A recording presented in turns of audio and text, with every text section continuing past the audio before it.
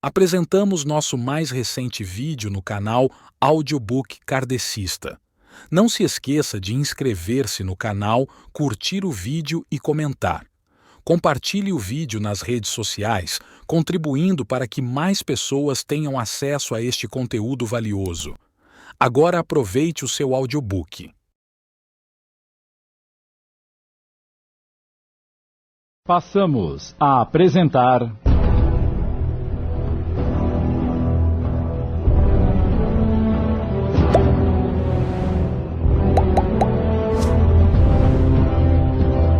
Justiça Além da Vida, obra de José Carlos de Luca, adaptada por Amilcar Del Chiaro Filho, coordenação de texto Sidney Carboni.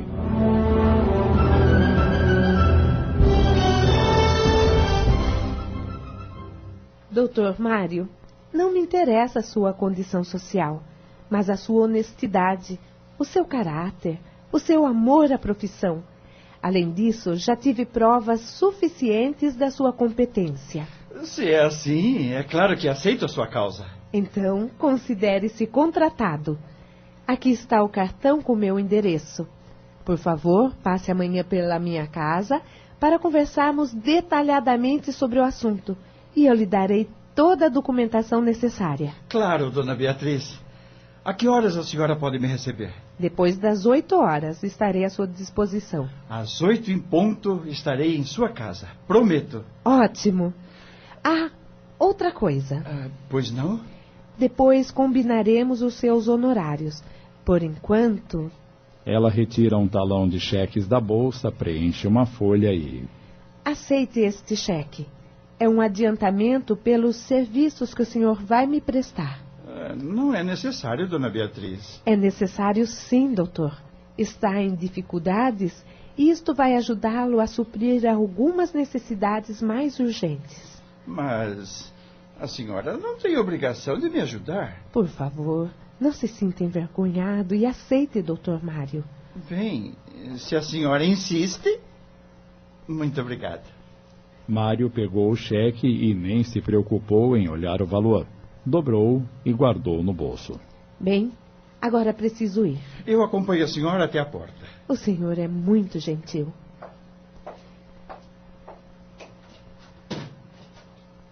Então, espero-o amanhã em minha casa. Tenha uma boa tarde. Que Deus a acompanhe. Assim que Mário fecha a porta, à saída de Beatriz, dá de cara com a mãe no centro da sala. Eu não disse que Deus ia nos ajudar? Ah, muito bonito, dona Ana. Então a senhora estava ouvindo a nossa conversa. Você sabe que não tenho esse costume, mas esta casa é tão pequena. Eu nem acredito, mamãe. Finalmente uma luz no fim do túnel.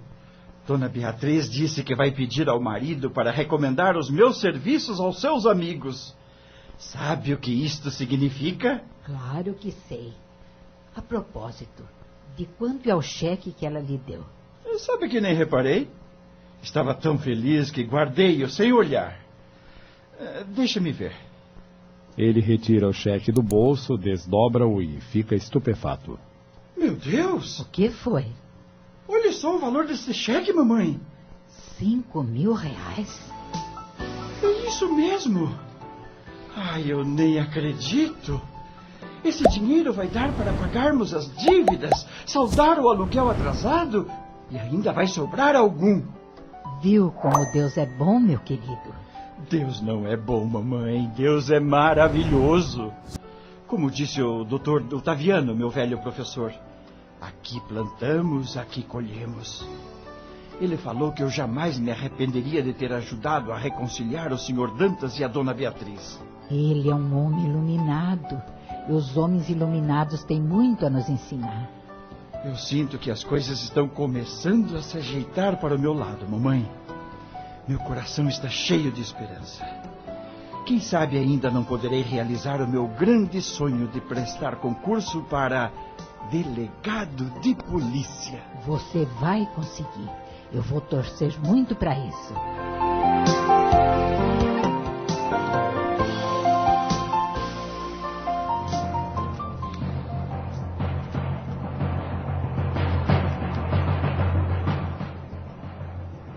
Mário dedicou-se de corpo e alma ao inventário da mãe de Beatriz e acompanhava atentamente no fórum o andamento. Paralelamente, estudava para prestar o tão sonhado concurso para delegado de polícia. Sálvio e Abel, em espírito, não abandonavam o rapaz, principalmente quando ele ia ao fórum.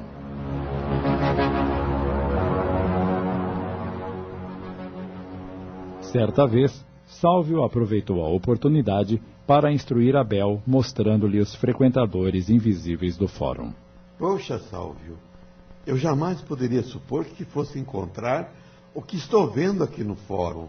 Meu amigo, os homens ainda teimam em ignorar a interpenetração que há entre o mundo espiritual e o físico. Essas realidades não estão separadas como pensa a maioria das pessoas. Muitos acreditam que a morte é a grande aniquiladora da existência. No entanto, aqui vemos que a morte não existe. E quem é aquele homem na entrada da sala de audiência? É o Macedo. Em vida, ele foi muito rico e permanece aqui há 2 anos, desde que teve início o inventário dos seus bens. A sua preocupação é com a empresa a que se dedicou a vida inteira. Os filhos, embora bem formados, não têm a mesma competência do pai. Ele insiste em falar com o juiz, mas, como você vê, é impossível. E aquele espírito que lhe parece esclarecido? É o irmão Clemente. Trabalha aqui há 30 anos, inspirando e auxiliando. E esses espíritos trevosos? São acompanhantes ou comparsas de criminosos em julgamento. O juiz pode ser influenciado por espíritos bons e ruins? Todas as pessoas podem ser influenciadas pelos desencarnados, e os juízes não são exceção. Aliás, são influenciados muito mais do que imaginamos. Os reencarnados estão indefesos, sujeitos à influenciação de espíritos trevosos? Não é bem assim. Todos recebem influências de espíritos bons. Nem mesmo nas prisões faltam os protetores espirituais.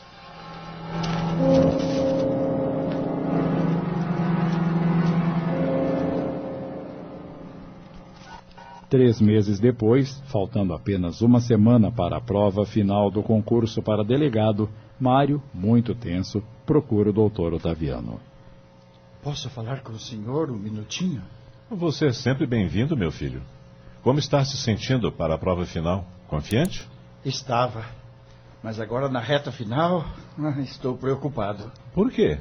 Algumas pessoas me disseram que não vou passar no concurso porque não conheço ninguém importante.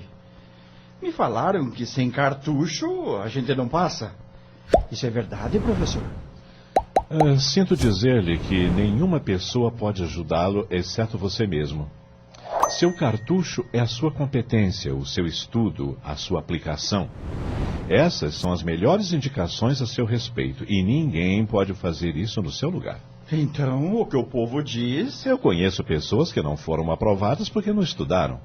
E hoje dizem que foram reprovadas porque não tinham a indicação de alguém importante. Isso se chama projeção, ou seja, a pessoa projeta para os outros a responsabilidade dos próprios fracassos. O homem tende a transferir para os outros as suas derrotas, ou seja, não deseja assumir as suas responsabilidades perante a vida. Que beleza de conceito, professor. E como juiz, o senhor já presenciou situação semelhante? Sim. Em ações de acidente de trânsito, raros são os motoristas que confessam culpa pelo acidente. Quase sempre, autor e réu alegam que estão com a razão. Num caso que julguei há alguns anos, autor e réu diziam que atravessaram um cruzamento com o farol verde. Mas isso era impossível. Um dos motoristas estava mentindo, claro. Mas não houve testemunhas? Sim, e 2 foram ouvidas. Uma do autor e outra do réu. Cada uma confirmou a versão da parte em favor de quem testemunhava. Evidentemente, uma delas estava mentindo. Estamos apresentando Justiça Além da Vida. Voltamos a apresentar Justiça Além da Vida, obra de José Carlos de Luca.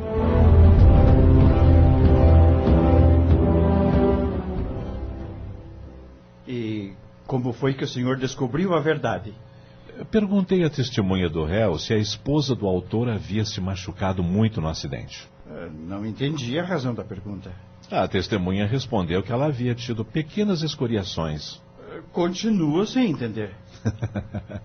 É fácil, Mário. A esposa do autor não estava no carro no momento do acidente. Ele nem sequer era casado. Logo, a testemunha do réu estava mentindo.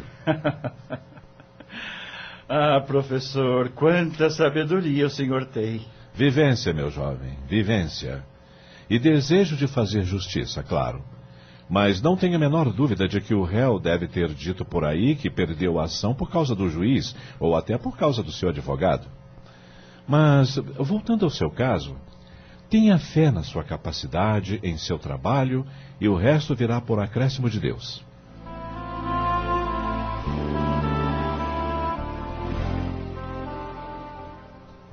Chega finalmente o dia de se conhecer o resultado do concurso. Mário, segurando a mão de sua mãe, como a lhe pedir forças, ouve os nomes proclamados. Restavam poucas vagas a serem preenchidas e nada de chamarem o seu nome. Após o 49º, eis que seu nome é anunciado. Obrigado, meu Deus. Num misto de emoção e alegria, ele abraça a mãe. Eu consegui, mamãe, eu consegui! Seu filho é delegado de polícia! Ah, querido, que alegria! Que Deus o abençoe! O velho professor Otaviano aproxima-se de Mário, estendendo os braços. Posso lhe abraçar também, meu jovem? Oh, professor, eu vou ficar muito feliz. Parabéns, Mário. Muito obrigado. Deixe-me apresentar a minha mãe. Este é o meu querido professor Otaviano, mamãe. Muito prazer, doutor. Meu filho não se cansa de falar no senhor. É bondade dele. Como vai a senhora? Estou no auge da felicidade. Não é para menos. Bem, precisamos comemorar este momento tão importante. Eu os convido para um café na padaria em frente. Aceitam? Com o maior prazer.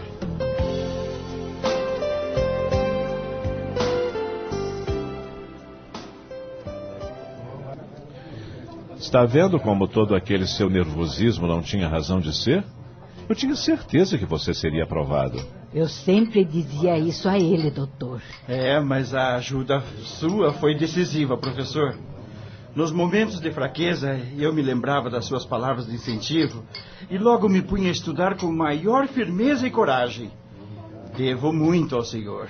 Eu apenas estimulei os talentos que você possui, por isso o mérito é só seu. Reflita sobre isso, rapaz. A partir de agora, você passará a ser uma autoridade. E essa situação deve ser muito bem compreendida. Nem sempre as pessoas alcançam o exato sentido que significa ser uma autoridade. E por isso acabam se perdendo no exercício da função pública.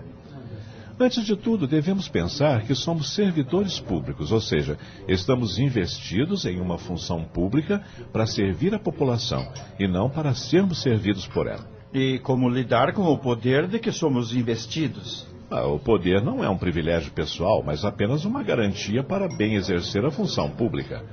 Nossos vencimentos são pagos pelo povo, razão pela qual devemos prestar-lhe excelentes serviços. A finalidade da justiça é proteger a sociedade.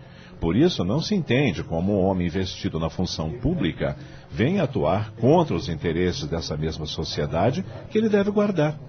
Autoridade é delegação.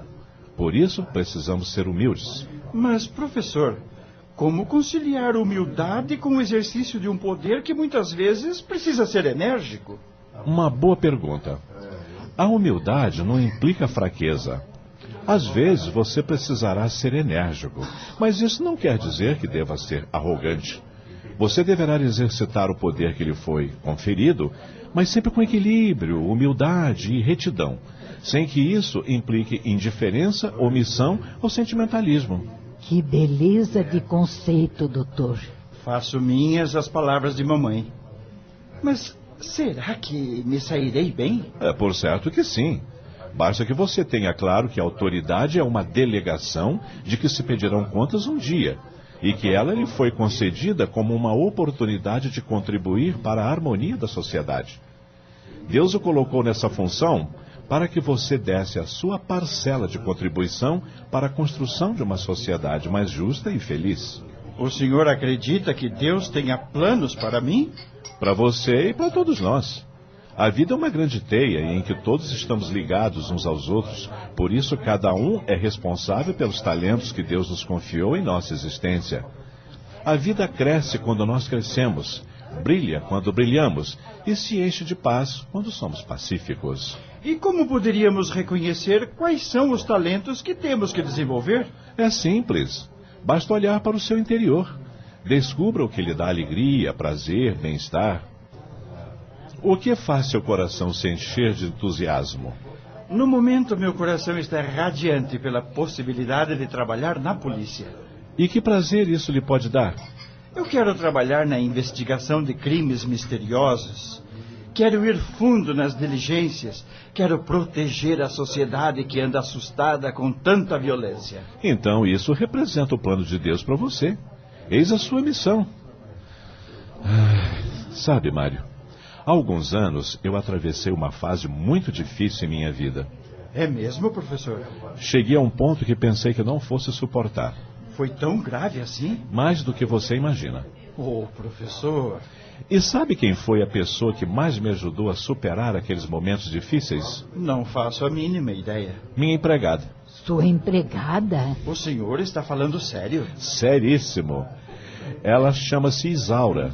Não tem nenhuma cultura, mal sabe ler e escrever. Mas tem uma alegria no peito, uma esperança brotada da alma e um afeto plantado no coração que me tiraram várias vezes da depressão. Eu, com toda a minha cultura, não tive forças para superar sozinho aqueles momentos ásperos. Todavia, Deus me ajudou por intermédio dela. Deus é sempre muito sábio, Dr. Otaviano. É isso mesmo, dona Ana. Bem, infelizmente, agora vou ter que deixá-los. O dever me chama. Ah, que pena, professor. A conversa está tão agradável. Conversar com ele é sempre uma grande lição, mamãe. Ora, vocês são muito gentis. Mais uma vez, parabéns, Mário, e seja muito feliz, meu filho. É tudo o que mais desejo na vida, professor. E lembre-se, se tiver alguma dificuldade ou precisar de alguma coisa, não se acanhe. Me procure que estarei sempre à sua disposição. Acabamos de apresentar...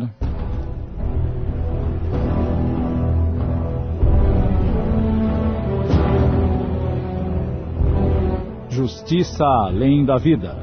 Obra de José Carlos de Luca, adaptada por Amílcar Del Chiaro Filho em 10 capítulos. Coordenação de texto, Sidney Carbone.